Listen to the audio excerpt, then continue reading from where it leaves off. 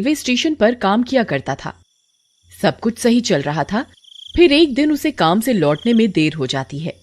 बाहर बारिश होने की वजह से उसे कोई रिक्शे वाला भी दिखाई नहीं मिलता। अरे ये क्या, आज तो कोई रिक्शा वाला भी नहीं है। अब क्या करूं? हाँ, एक काम करता हूँ, पटरी के किनारे किनारे चलता हूँ। फिर गोपी छाता लेकर पटरी पर चलने लगता है। वहां उसके अलावा कोई भी नहीं होता। वहां बहुत अंधेरा होता है।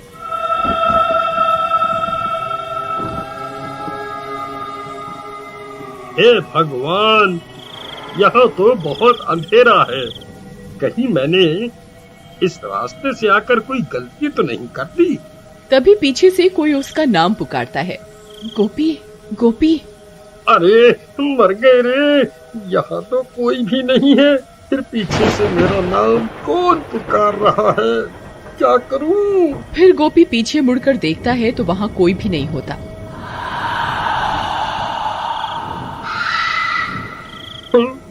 अरे यहाँ तो कोई भी नहीं है। हे भगवान, कहीं वो अफवाह सच तो नहीं?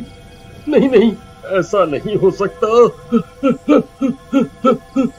फिर वो भागना शुरू कर देता है और भागते भागते अपने घर पहुंच जाता है। अरे सीमा, जल्दी दरवाजा खोलो। सीमा सीमा, अरे जल्दी दरवाजा खोलो। अरे जल्दी खोलो। अजी क्या हुआ? आप इतने घबराए हुए क्यों हो? ऐसा क्या हो गया? अरे जल्दी अंदर चलो, आज तो मैं बाल बाल बच गया। बाहर बारिश होने की वजह से आज मुझे घर के लिए कोई रिक्शा नहीं मिला। इस वजह से मैं पटरियों के रास्ते से घर आने लगा। तभी किसी औरत ने मेरा नाम पुकारा। मैंने पीछे मुड़कर देखा, वहाँ कोई नहीं था। हे भगवान, आपने पीछे मुड़कर क्यों देखा? ये आपने क्या कर दिया? आपको पता नहीं था क्या? सब गांव वालों का कहना है कि अगर कोई औरत पटरियों पर तुम्हें पुकारे तो पीछे मुड़कर नहीं देखना, नहीं तो वो औरत तुम्हारे साथ तुम्हारे घर आ जाएगी। अरे मर गए, ये तुम क्या बोल रही हो सीमा? मैंने तो पीछे मुड़कर देखा था, लेकिन मुझे वहाँ कोई दिखाई नहीं दिया। अब क्या होगा? क्या वो चुड़ैल मेरे पीछे पीछे घर तक आ जाएगी? तभी कोई जोर जोर से उनके घर का दरवाजा पीटने लगता है। अरे मर गए रे, ये इतनी रात गए कौन आ गया? हाय रे, कहीं वो चुड़ैल तो नहीं आ गई? सीमा, तुम जाकर देखो ना, कौन है? फिर सीमा दरवाजा खोलने जाती है। फिर जैसे ही सीमा दरवाजा खोलती है तो उसे वहाँ कोई दिखाई नहीं देता। अरे यहाँ तो कोई भी नहीं है।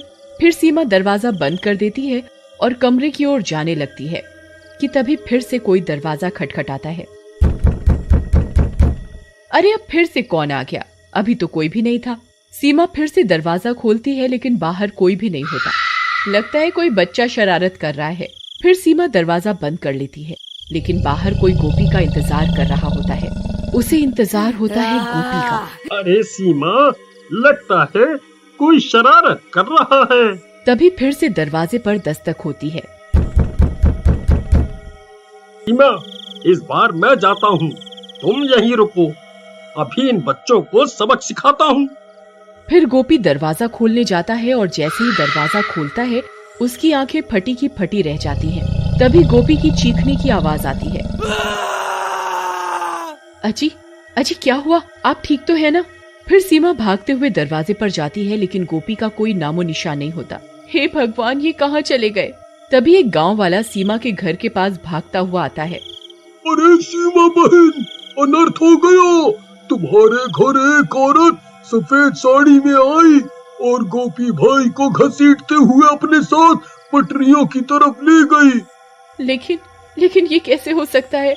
भला एक औरत इन्हें कैसे घसीट सकती है? अरे बहना, वह कोई आम औरत नहीं थी, उसके पैर उल्टे थे।